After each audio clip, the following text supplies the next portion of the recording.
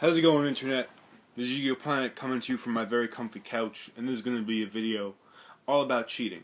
Now, the reason I'm making this video is because I was actually accused of cheating today, and for the sake of the person you think is cheating, for the sake of your own dignity, and for the sake of the tournament, I'm going to run through basically the correct procedure of what you should do when you think someone's cheating, and the different methods of cheating and how to spot them. Now, what you should do if you think a player is cheating is fairly obvious. You ask a judge or you ask a bystander to watch your match. Because if you're playing in a duel and you say to someone that you're sitting across from, I think you're cheating, you better be able to prove it. Because if you can't, you literally just made an enemy. Because I'm the kind of person that if you call me a cheater, and I'm not cheating, which I most likely am not, most likely, I'm going to be pretty pissed. Because, I mean, it's rude, it's a false accusation, and it's just, it's just disrespectful as a person, like, especially if you don't have proof. If you have a hunch, if you say, well, I saw you do this, and you can, you know, if you have proof, that's a completely different thing. And then you call a judge over and you explain your case. But the best thing to do is not to call the person out, and it's just to call someone over to watch your match. Because if they're being watched, they cannot do the different types of cheating. They cannot do it while they're being watched. Obviously, as your opponent, you should watch your opponent. That just kind of went in a circle. You should watch your opponent. You should really pay attention just to what they're doing and their actions. If they do something that looks shady, just say, hey, I need you to keep your hand on top of the table. That's the best thing you can do, is ask your opponent to keep their hand on top of the table. Because if their hand, and they're looking at their hand and it's like under the table where you can't see, like down here, they might have cards down there on their lap. That's the most common way to cheat, is if you need a card first turn, put it on your lap.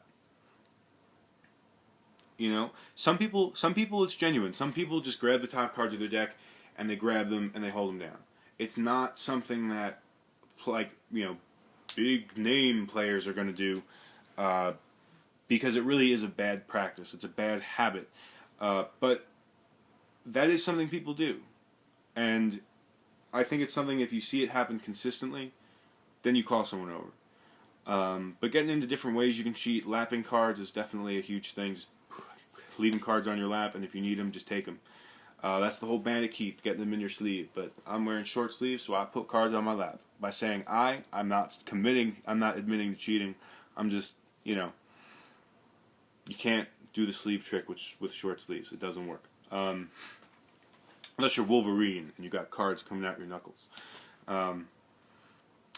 Off topic. So that's a way to cheat. Having an extra deck of more than 15 cards, I definitely think is cheating, especially in today's age where, you know, the economy of space in your extra deck is a big deal. Same thing with the side deck.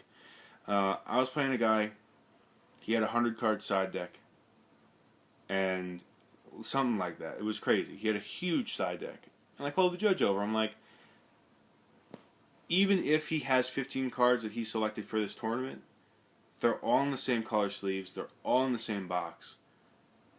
And I really feel uncomfortable with that, because he can choose from any of those, and, you know, he can be ready for any situation. And especially with me playing a rogue deck, that's really terrible, because if someone's going to go into a tournament and not side macro, but then they just have the Macro Cosmos sided, that's my hardest thing to beat, is Macro Cosmos, for my deck personally. And if I know you can just pull that from out of thin air and it's not really in your side deck, that's cheating. I really am trying to think of other ways, like drawing extra cards, obviously. There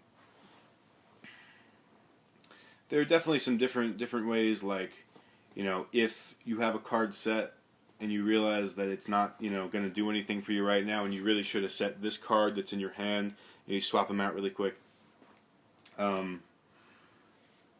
There are some very diverse ways, but I think those are two of the big ones, is lapping cards and then swapping out cards that are already on the field for cards that are in your graveyard or in your hand or possibly in your binder. Like, people will take cards from anywhere. But I think, at conclusion, before I get into what happened to me today, watch your opponent. Pay attention to the game. Make sure your opponent's hand is visible at all times. Because if it's not, they're probably adding shit to it or swapping stuff out. And unless your opponent is good friends with the judge is your best friend in this context. And even if the judge isn't your best friend, if you have people standing around the duel saying, this guy is cheating and we all saw it, the judge really can't do anything except reprimand that player. Because if he's not, then he's not doing his job to the point where you can call Konami. So that's the video. I'm going to get into what happened to me today at my own tournament. But that's really the end of the purposes for the video. This is all kind of extra now. So I was playing. I had a couple cards in hand. I don't remember what I had. I had a Gorzon field. I had a Red Ox engrave. I summon Red Ox, overlay to a big eye. I take his monster. I summon the Trio Cherries. I synchro with the cherries and the Gorz token into Stardust. And I'm pushing for game. We're both under 1,000. And, you know, I set these two cards that I had. And he goes, where did those cards come from? I said, I've had them in my hand for a few turns. Now, the reason I wasn't activating them is because they were bluffs. I was just setting them because I knew I had game. So he says, well, I thought you had no cards in hand, so I'm just going to assume you're cheating. Now, at this point, I don't think I was angry. I was more very confused. Because here I am. I'm just playing my turn. I'm not cheating. It's my own goddamn tournament. You know, I knew I wasn't going to win that day. It was a round robin. Everyone plays everyone once. And I was like X2. Like, I wasn't going to win. And I was playing this guy, and he was XO. And if he lost, that means that he had to play more people in the tournament. So he sees I'm pushing for game. And he calls me out for cheating. Now, technically speaking, it is word against word. However, I have no reason to cheat. I'm not going to win that day. I'm pushing for game. The cards I have set are bluffs. The cards that he thinks that I added to my hand illegally had nothing to do with the game, except just the fact that they were set. I never activated them. I couldn't. I think they were just normal spell cards. I think it was like a creature swap, and I took all of his monsters with my big eye. And I think it's just funny, because I respond to him. I said, I don't know what I can do for you, though, because I am the tournament organizer. I am pretty much the judge, even though we kind of have a community judging thing where anyone can pull up stuff from their iPhone, and if they have a legitimate answer, they can find it, or like a ruling problem that no one can figure out, we can find it. I'm like, I don't know what I can do for you because I'm not cheating, and you're accusing me of cheating, and you have no proof. You're just going on a hunch that you didn't see me have cards in my hand. And this is after I'm doing all these plays, and my hand is down on my playmat.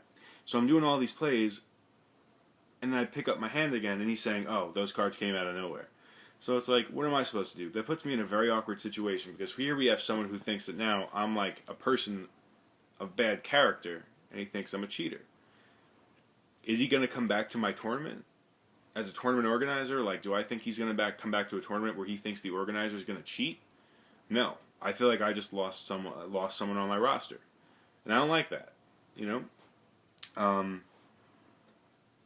I mean, do I want someone to come back who is accusing me of cheating and has really no proof? I mean, I guess not. But he seemed like a nice guy enough until this happened.